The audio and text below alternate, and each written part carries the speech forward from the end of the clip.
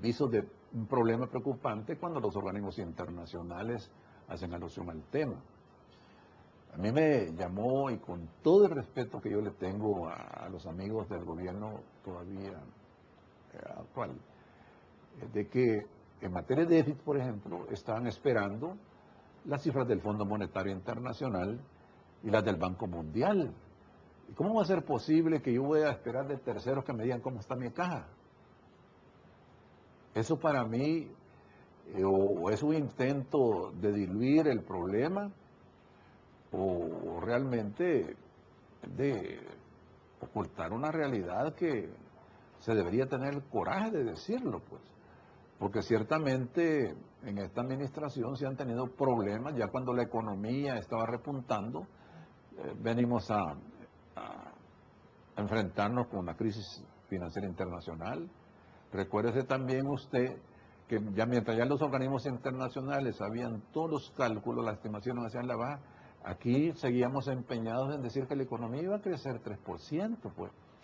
Entonces, usted junta todas esas cosas y uno puede entender que el proceso político en que estábamos inmersos nosotros, por más de un año, pues alguna justificación le daba a ese tipo de posiciones. El asunto es cuando ya usted tiene que enfrentarse y decir, miren, el empleo está cayendo o ha caído así, los ingresos fiscales se han venido para abajo, las remesas familiares ya no le están insuflando el impacto en el consumo. Entonces, ese es el problema. Es decir, el no ser suficientemente transparente, el no reconocer, mire, yo estoy entregando una hacienda pública bastante complicada, pues, porque hace 2 meses o menos los altos funcionarios del gobierno actual decían que todo estaba en orden, pues.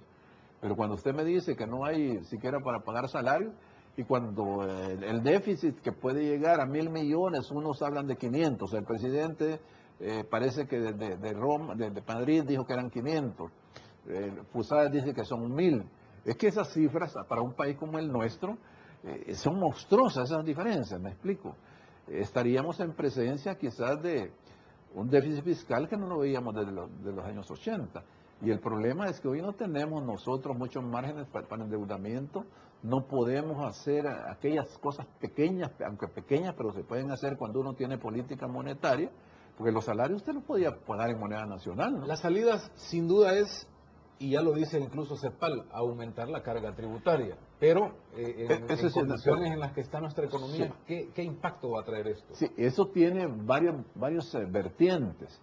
Sí, yo creo que hay márgenes suficientes para aumentar el coeficiente de tributación sin aumentar las tarifas vigentes.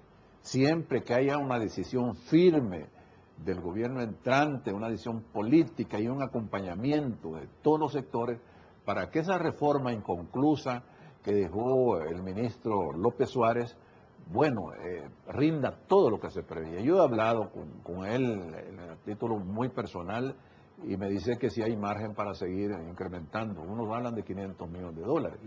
Pero ese es nada más para enfrentar la situación de aquellas demandas que planteó el presidente electo y naturalmente ir diluyendo aquellas presiones que ejerce sobre el flujo normal de caja, el que se hayan caído los ingresos por la menor actividad económica.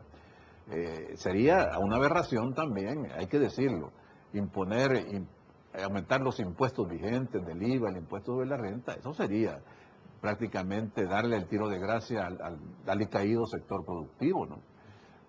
Lo que hay que hacer es combatir todo expresión de defraudación. Como pero usted ya lo dice, eso nos ayudaría solo a mantener la estabilidad del Estado, pero ¿qué hay de la decisión de subsidiariedad de los sectores más necesitados, la decisión de una banca de desarrollo, es decir, de dónde sacamos esa eso plata? De los subsidios no se puede mantener, Rafael.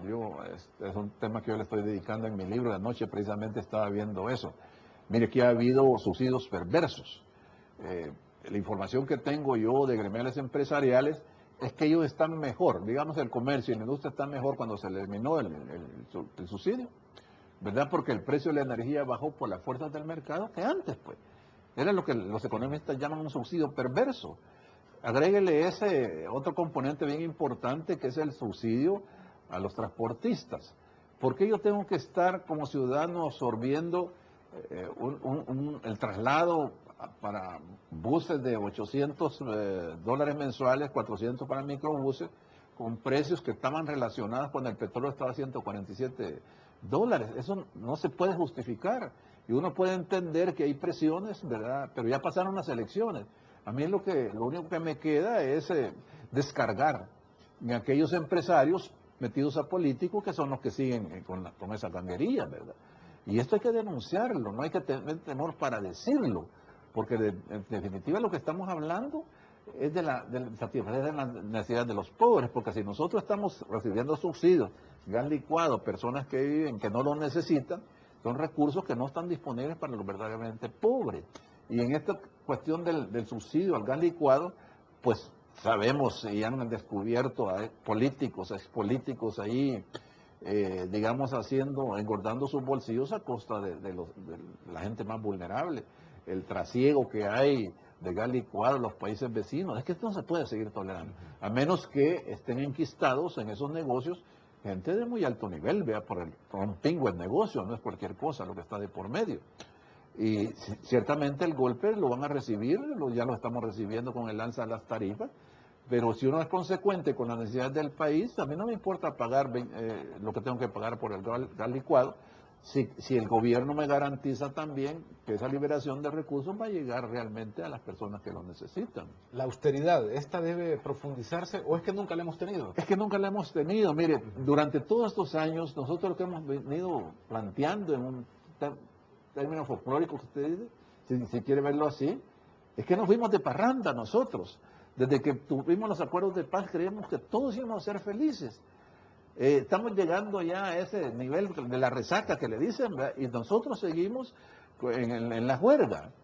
Entonces, de repente puede pasar que no hayan recursos, usted no tenga lo elemental y entonces va a venir el apretón en un momento que va a ser propicio para que los radicales de uno y el otro lado lleven agua a su molino.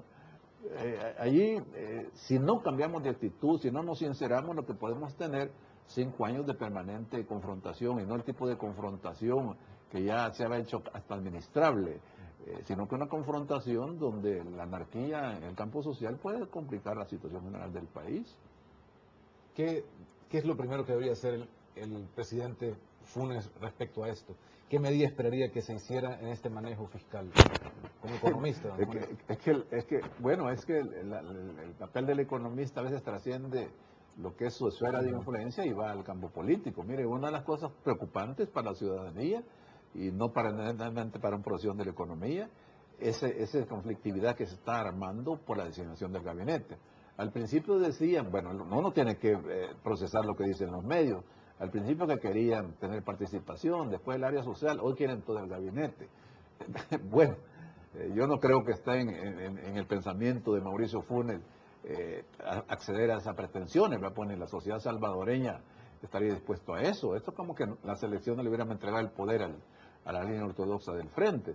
Pero también tenemos el problema de la conflictividad que hay en el interior del partido Arena, que hoy que se necesita una fuerza política responsable, granítica, para hacer el balance de fuerza en el primer órgano del Estado, pues tampoco lo tenemos.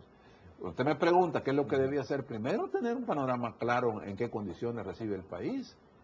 El reconocimiento del problema es el primer paso para empezar a solucionarlo. Pero si están escondiendo cifras, alguien decía ayer en otro medio de comunicación, si cuando el frente pretende tener esos ministerios que tienen una cobertura territorial, pues las intenciones son obvias, ¿verdad?